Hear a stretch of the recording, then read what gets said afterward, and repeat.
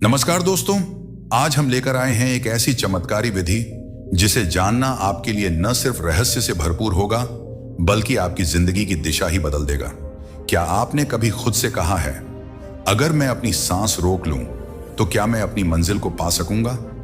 यह सवाल जितना अजीब लगे उतना ही गहरा सच छुपा है इसके पीछे। बुद्ध मंडल की प्राचीन ध्यान तकनीकों में एक ऐसी शक्ति छुपी है जो सांस रोकने के माध्यम से आपके भीतर की ऊर्जा को जागृत करती है। और यहीं से शुरू होता है आपका सफर, अपने मन, अपने विचारों और अपनी इच्छाओं के साथ एक नई गहराई में। अगर आप सच में अपनी जिंदगी में बदलाव चाहते हैं तो ये वीडियो पूरी ध्यान से देखना, क्योंकि जो मैं आज आपको बताने वाला हूं वो किसी किताब में नहीं मिलेगा। बस एक बार समझेगा तो आपकी सोच ही बदल जाएगी। यदि आप चाहते हैं कि हम ऐसे और भी चमत्कारिक वीडियो लाते रहें तो कृपया वीडियो को लाइक करें, इसे अपने दोस्तों के साथ जरूर शेयर करें और हमारे चैनल इंस्पायर्ड क्लब को सब्सक्राइब करना न भूलें। दोस्तों, आपके शरीर के भीतर जो प्राणवायु है वह राज के समान है। आप अच्छे से जानते हैं सब कुछ यही है, इसके बिना कुछ भी नहीं है। कुछ भी नहीं। इस प्राणवायु के दो भाग होते हैं, एक निश्वास और दूसरा प्रश्वास। प्राचीन शास्त्रों में इन दोनों को सगुण और निर्गुण नाम से पुकारा गया है। जब हम सांस लेते हैं तो वह सगुण कहलाती है और जब हम सांसों का त्याग करते हैं उसे कहते हैं निर्गुण। अब बात आती है रहस्य की। आपकी किसी भी इच्छा को पूरा करने का रहस्य इन्हीं दोनों के बीच छुपा हुआ है और इसे हम आगे वीडियो में जानेंगे बिल्कुल विस्तार से। मैं आज जो प्रयोग आपको बताने जा रहा हूं उसका असर आपके जीवन पर पहले ही दिन से दिखने लगेगा। तो कृपया वीडियो को ध्यान से और पूरा देखें ताकि कोई भी प्रयोग आपसे छूट ना जाए। अब बात करते हैं स्वर विज्ञान से, कैसे आप अपनी लाइफ को नेक्स्ट लेवल पर ले जा सकते हैं। जैसा कि आपने फर्स्ट विधि में सीखा सांसें कैसे काम करती हैं और इस स्वर विज्ञान का आधार क्या है। दोस्तों, अगर आपके मन में कोई इच्छा बहुत समय से दबकर बैठी है तो यह विज्ञान उसे 100% पूरी कर सकता है। आज हम जानेंगे स्वर विज्ञान में तत्वों का क्या महत्व है और इन तत्वों को हम अपनी लाइफ में कैसे प्रयोग कर सकते हैं। आप अपनी नाक से निकलने वाली सांसों के संकेतों को समझकर अपने जीवन में हर क्षेत्र में मनचाहा परिणाम प्राप्त कर सकते हैं। शिव शोधे में कहा गया है, चंद्र स्वर शरीर को अमृत से सींचता है और सूर्य स्वर उसकी नमी को सुखा देता है। शिव शोध के अनुसार शुक्ल पक्ष में सोमवार, बुधवार, गुरुवार और शुक्रवार को चंद्र नाड़ी अधिक प्रभावशाली होती है और इस प्रवाह काल में किया गया कार्य हमेशा सफल होता है। वहीं दूसरी ओर कृष्ण पक्ष में मंगलवार, शनिवार और रविवार को सूर्य स्वर प्रभावशाली होता है और इस अवधि में सूर्य स्वर के प्रवाह काल में किया गया कार्य फलदायी होता है। साधारण शब्दों में कहें तो शुक्ल पक्ष में चंद्र स्वर और कृष्ण पक्ष में सूर्य स्वर प्रभावशाली होता है। जैसे सूर्य और चंद्रमा इस ब्रह्मांड को प्रभावित करते हैं, वैसे ही आपकी सांसें आपके जीवन को प्रभावित करती हैं। वैसे ही सूर्य स्वर और चंद्र स्वर हमारे शरीर को प्रभावित करते हैं। दिन में बाएं स्वर का और रात्रि में दाएं स्वर का चलना शारीरिक, मानसिक और आध्यात्मिक दृष्टि से सबसे उत्तम माना गया है। इस प्रकार धीरे धीरे एक एक करके स्वर विज्ञान की बातों को अपनाते हुए हम अपने जीवन में अभूतपूर्व सफलता प्राप्त कर सकते हैं। तो आइए अब जानते हैं तत्वों का स्वर ज्ञान में क्या महत्व है और यह हमारे लिए कैसे काम करते हैं। महेश्वरम मम गणनायकम संसार तारकम गुरुम नम परमात्मा नम भजे। मां पार्वती ने भगवान शिव से कहा, देवाधिदेव महादेव मुझ पर कृपा करें और मुझे वह ज्ञान दें जो सभी सिद्धियों को प्रदान करता है। हे देव, बताइए यह ब्रह्मांड कैसे उत्पन्न हुआ, यह कैसे बदलता है और अंत में इसका प्रलय कैसे होता है। इस समस्त ब्रह्मांड का मूल कारण क्या है। महादेव बोले, हे देवी, यह ब्रह्मांड तत्व से उत्पन्न होता है, तत्व में ही विलीन होता है और तत्व से ही इसका निर्माण होता है, अर्थात तत्व ही ब्रह्मांड का मूल कारण है। इसी प्रकार सृष्टि का अनंत कर्म चलता रहता है। माता पार्वती ने फिर पूछा, हे देव, वह तत्व क्या है। महादेव उत्तर देते हैं, हे देवी, एक अजन्मा निराकार एकमात्र देवता महेश्वर हैं। वही इस जगत के समस्त प्रपंचों का मूल कारण है। उन्हीं से सर्वप्रथम आकाश उत्पन्न हुआ, आकाश से वायु, वायु से अग्नि, अग्नि से जल और जल से पृथ्वी। यही है पंचमहाभूत। ये पंचमहाभूत ही सृष्टि का निर्माण करते हैं। इन्हीं से ब्रह्मांड उत्पन्न होता है, इन्हीं से परिवर्तित होता है और इन्हीं में विलीन भी हो जाता है। हे सुंदरी, इन्हीं 5 तत्वों से बना मानव शरीर इन पंच तत्वों को सूक्ष्म रूप से अपने भीतर सक्रिय रखता है, जिससे शरीर में लगातार परिवर्तन होता रहता है। महादेव कहते हैं, हे देवी, अब मैं तुम्हें बताता हूं, शरीर में स्थित 100 दिया को व्यक्त करने वाले स्वर के विषय में स्वर ज्ञान द्वारा देवताओं की सिद्धि प्राप्त की जा सकती है। राजा भी वश में आ सकता है, स्वर शक्ति से शत्रु पराजित होता है, बिछड़ा मित्र फिर से मिल जाता है, यहां तक कि माता लक्ष्मी की कृपा, यश और सुख भी प्राप्त हो जाता है। दोस्तों, आपने करोड़ी बाबा का नाम तो जरूर सुना होगा। कहते हैं बाबा जी पानी से भरी बाल्टी में हाथ घुमाकर देसी घी बना देते थे। क्या सोच रहे हैं आप, इसका रहस्य क्या है? दरअसल इस ब्रह्मांड की हर प्राकृतिक वस्तु 5 तत्वों से मिलकर बनी है और बाबा जी इस योग और ज्ञान को बहुत अच्छी तरह जानते थे। अब आप इस छोटे से किस्से से तत्वों के प्रभाव को अच्छे से समझ ही गए होंगे। अब जानते हैं आप सांसों के तत्व को कैसे पहचान सकते हैं। जब कोई विशेष तत्व सक्रिय होता है तो स्वाभाविक रूप से आपकी सांस पर एक विशिष्ट प्रभाव पड़ता है। इसलिए जब आप सांस को बाहर की ओर छोड़ते हैं, उसकी लंबाई, आकृति और दिशा से यह पहचाना जा सकता है कि इस समय कौन सा तत्व प्रबल है। जैसे कि मैंने लास्ट वीडियो में बताया था, आपका एक स्वर लगभग 60 मिनट तक सक्रिय रहता है। ठीक उसी प्रकार यह चारों तत्व भी एक सीमित समय के लिए ही चलते हैं।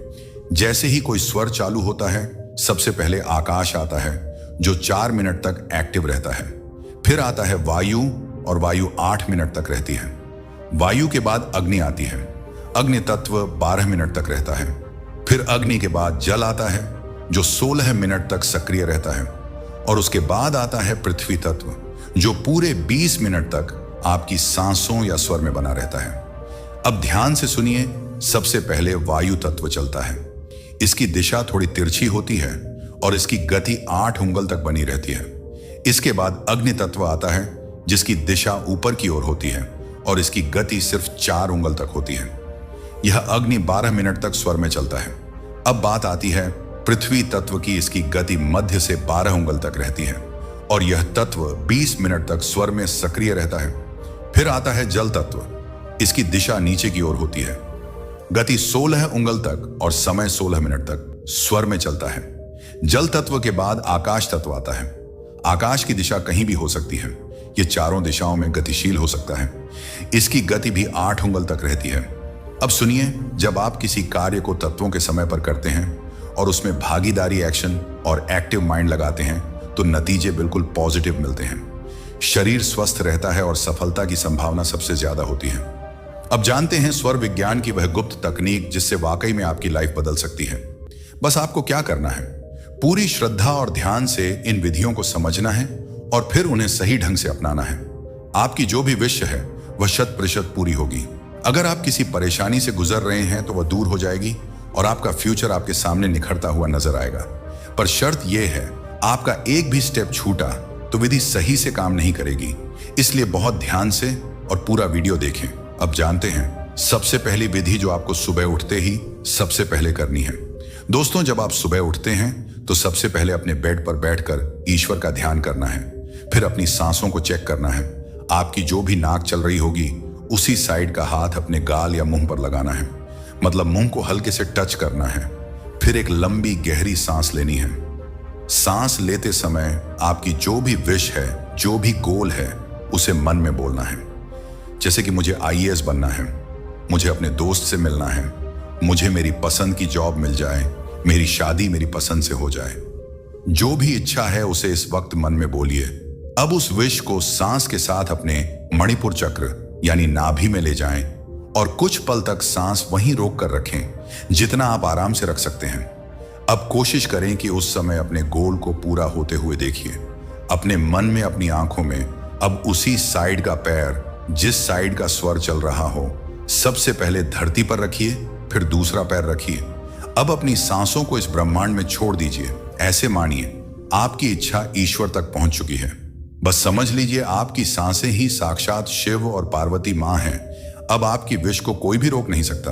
और दोस्तों, अब जानते हैं दूसरी विधि जो सबसे तेज रिजल्ट देती है। इस विधि को बहुत ध्यान से सुनिए क्योंकि इसका प्रोसेस थोड़ा खास है। इसमें एक दिया प्रज्वलित करना होता है।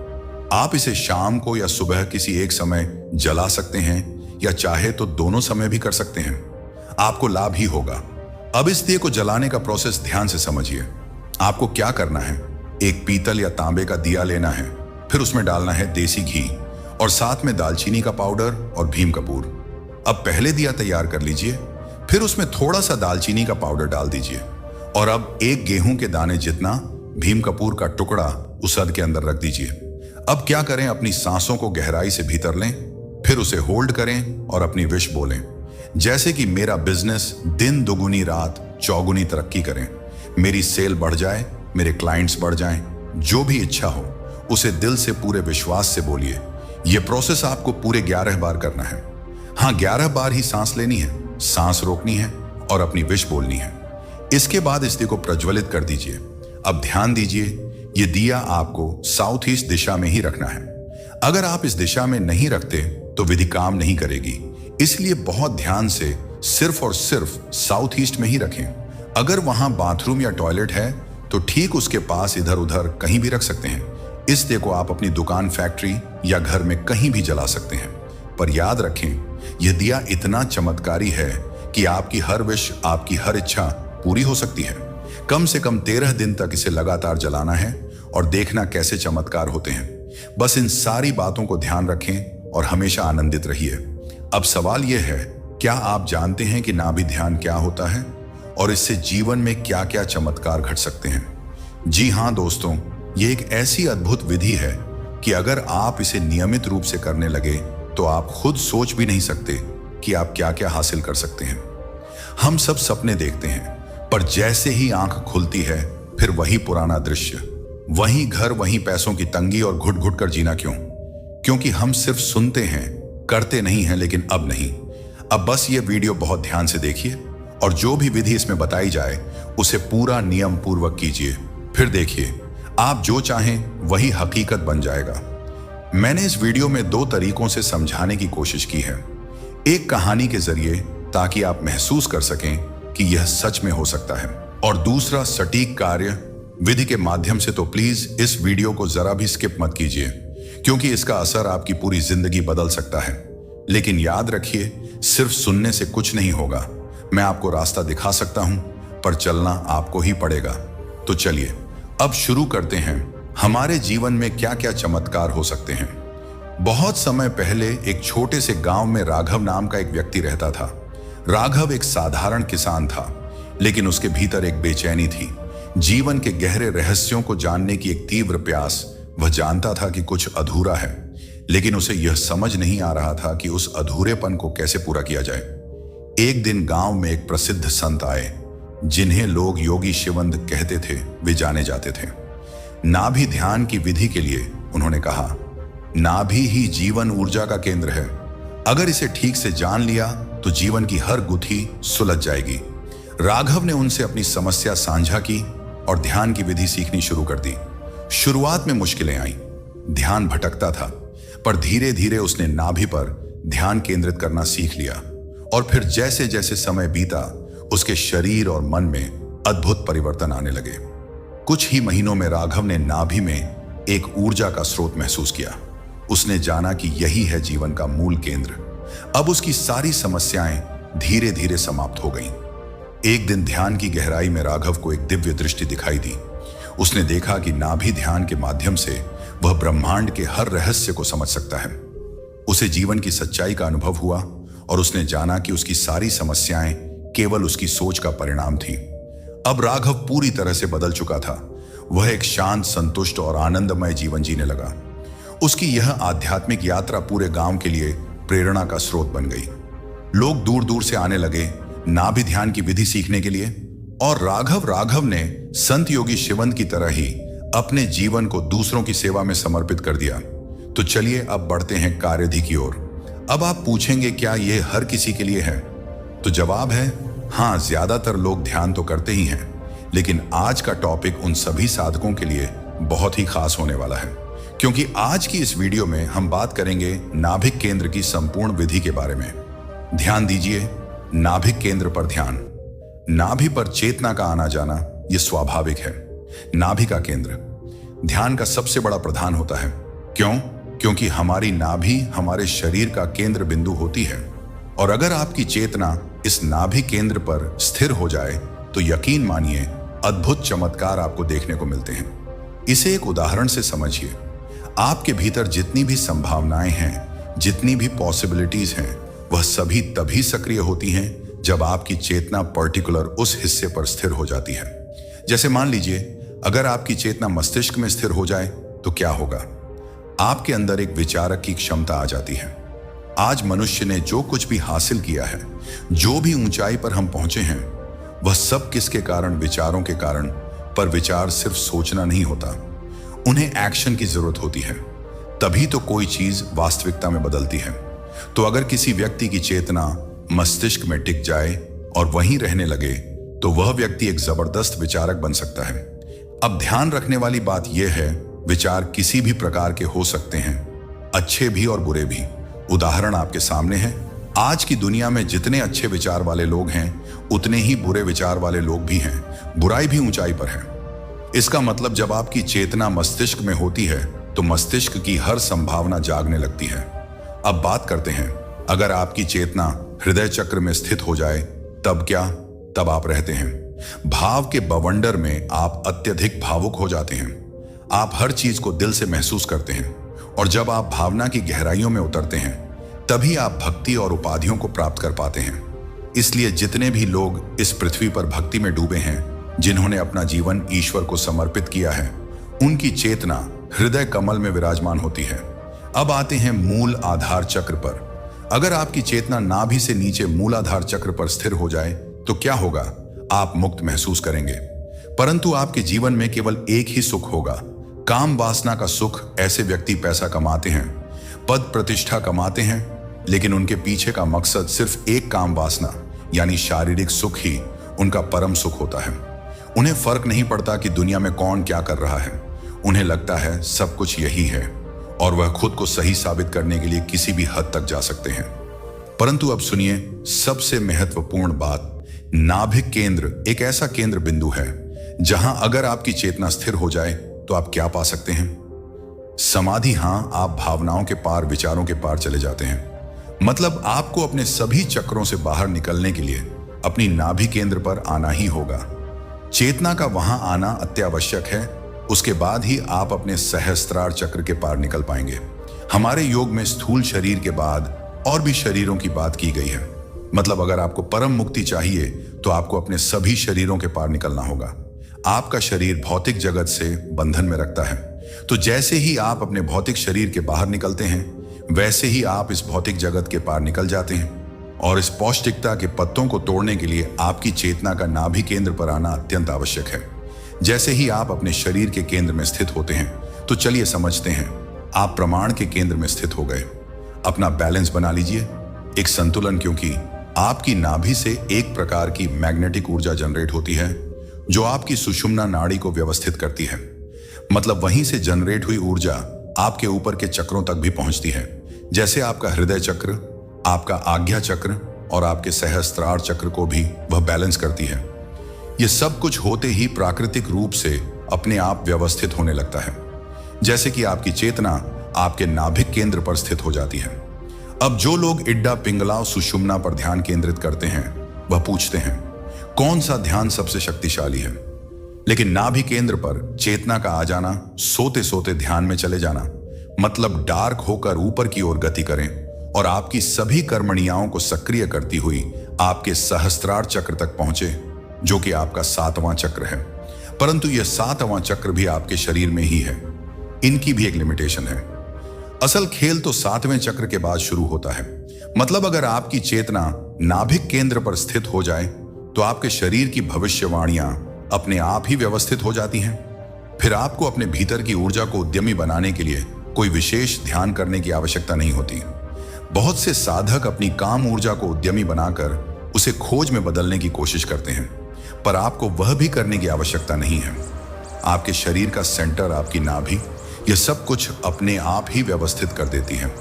इस ब्रह्मांड की परम शक्ति भी आपकी परम चेतना ही व्यवस्थित करती है। बहुत से चित्र हैं, आप चेतना के स्तर पर थोड़ा आगे बढ़ सकते हैं या थोड़ा नीचे आ सकते हैं, परंतु परम चेतना तो आपके सेंटर में स्थित है और वहीं पर आपके सभी शरीरों का आवरण है। मतलब आप अपने शरीर के बारे में जितना भी पढ़ते हैं, इसी प्रकार से अन्य और शरीर भी हैं। इन सब की परतों को खोजने की शक्ति आपके नाभिक केंद्र से ही जनरेट होती है, जो आपके सभी शरीरों को भरती हुई, सातों चक्रों को पार करती हुई, सहस्त्रार चक्र को पार करके परम शून्य तक ले जाती है। यदि नाभिक केंद्र पर चेतना की शक्ति आ जाती है तो इसकी शक्ति का अंदाजा आप ऐसे भी लगा सकते हैं।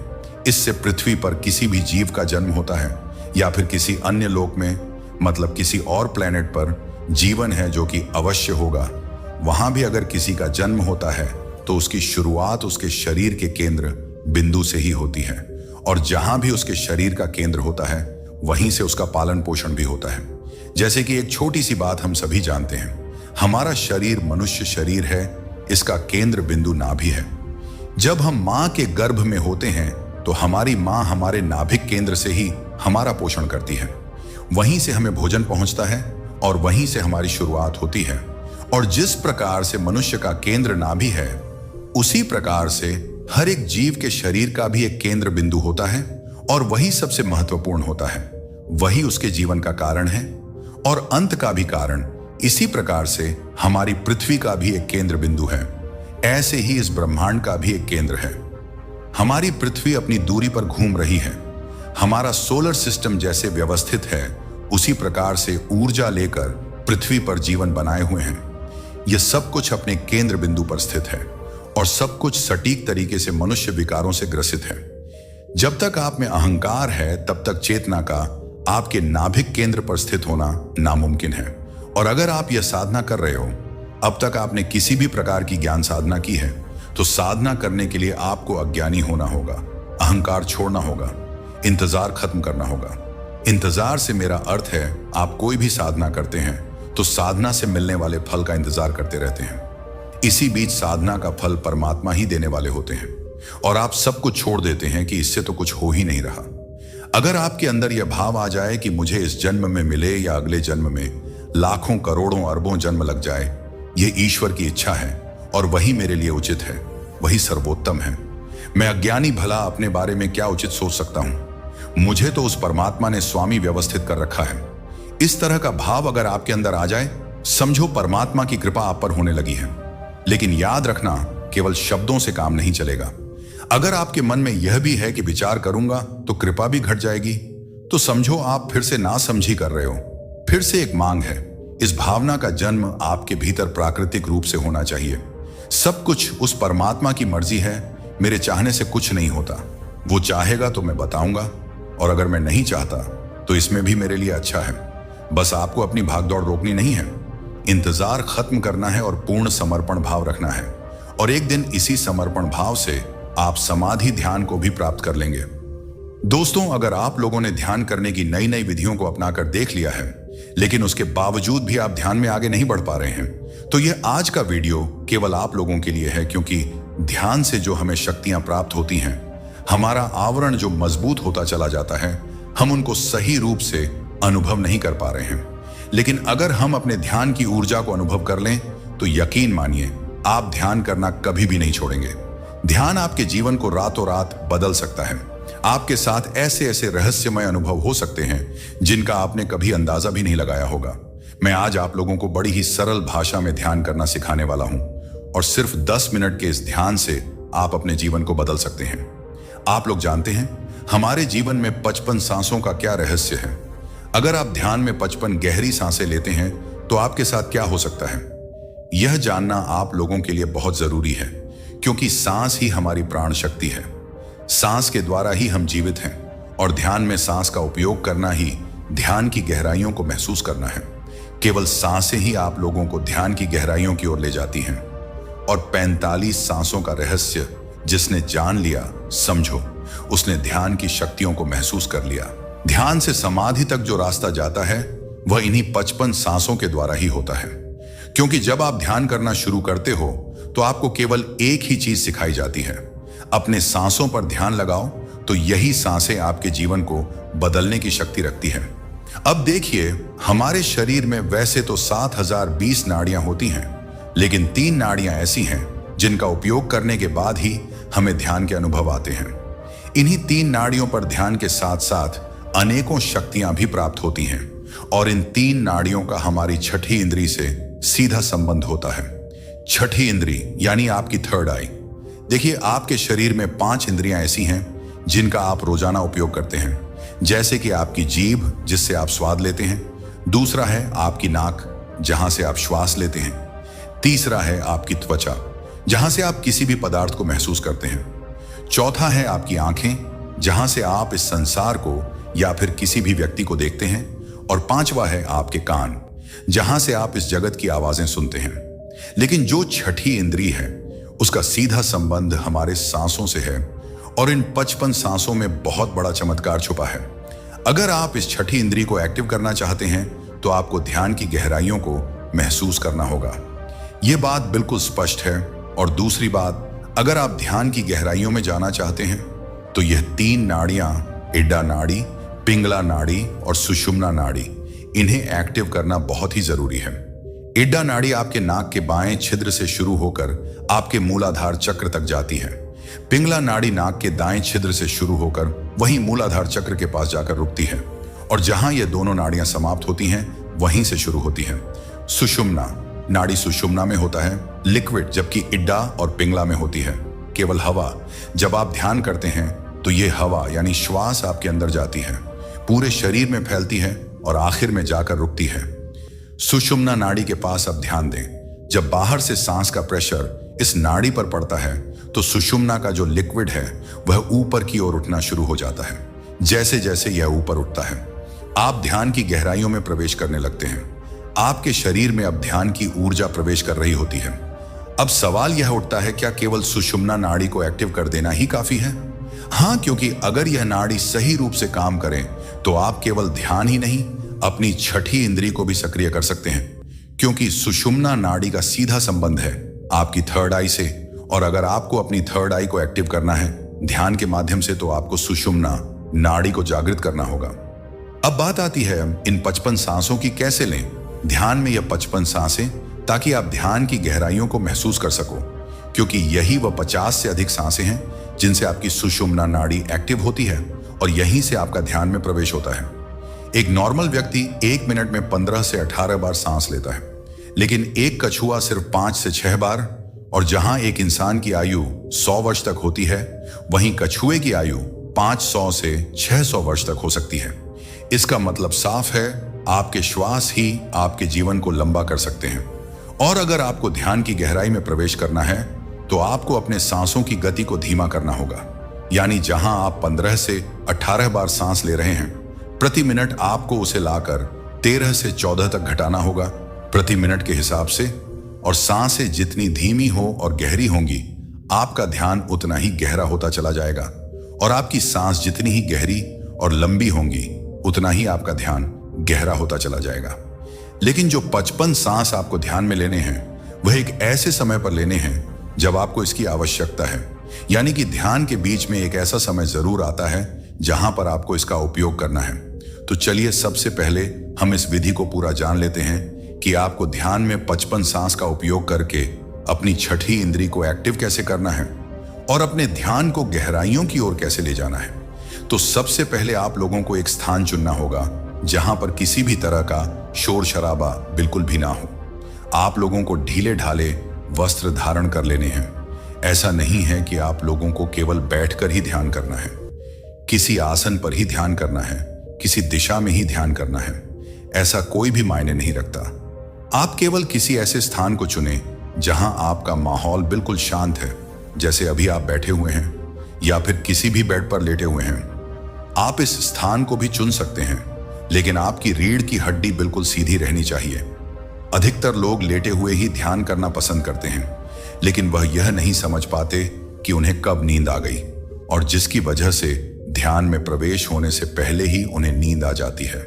तो आप लोगों को ऐसा समय चुनना है जिसमें कोई भी काम आपका ना रुका हो, यानी कि किसी भी तरह का कोई चिंता तनाव आपके मन में नहीं रहना चाहिए। आप सुबह का समय भी ले सकते हैं, आप लोग शाम का समय भी चुन सकते हैं, और इसके बाद आप लोगों को अपनी दोनों आंखें बंद कर लेनी है।